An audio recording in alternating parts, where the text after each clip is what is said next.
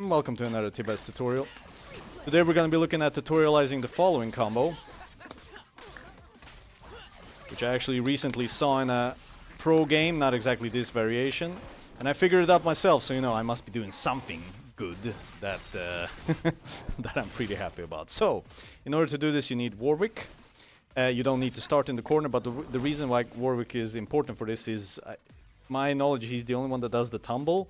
Maybe you can do it with some other assist, but that's obviously what helps us kind of do the follow-up on this thing.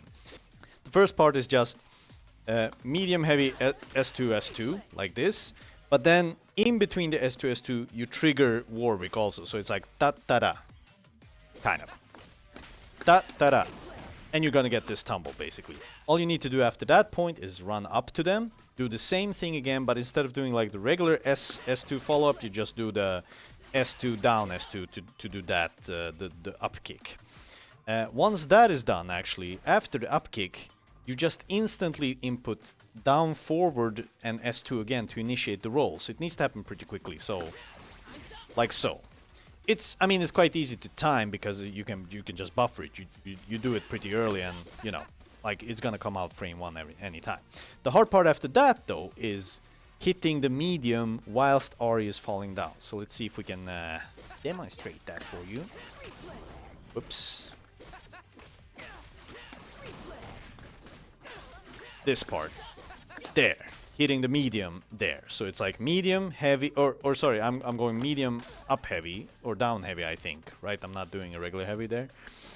And then comes the last part, which is by far, I think, the hardest part of this combo, which is you need to do a charged heavy in the air, which is this thing, right? But you can't fully charge it, because if you fully charge it, let's see, well, yeah, it's just gonna whiff. So you basically need to time it to where the red starts, where you start seeing the red, and then you let go of H. And the reason you need to do that is if you do a regular H, they just stay in the air. But if you do a charge or partially charged H, you send them back down to the ground. So I mean, if you're an Ekko player, you probably, you know, recognize this movement. So yeah, maybe I don't need to explain that much further. Probably better tutorials out there for that. And it's like you have days to confirm this, so you know, when you see that you're hitting like the first part of the combo, confirming Warwick here is really easy. Ah, that's another hard part of this combo, which is basically once you've hit this, that if you press H2 fast, because that's what you tend to want to do, you know, you want to trigger it as fast as possible. If you press it too fast, nothing's gonna be happening there. So that's a part where you really need to be a bit careful to not initiate it too early. And then the rest is just, you know, up to you. Whatever you want to do to continue the combo, but it's really swag, and I think it actually works in the corner as well, surprisingly, because, I mean, there's a lot of travel distance in this combo. I mean, you see, I start at the corner, I basically end up almost on the other side. However, if I'm not mistaken,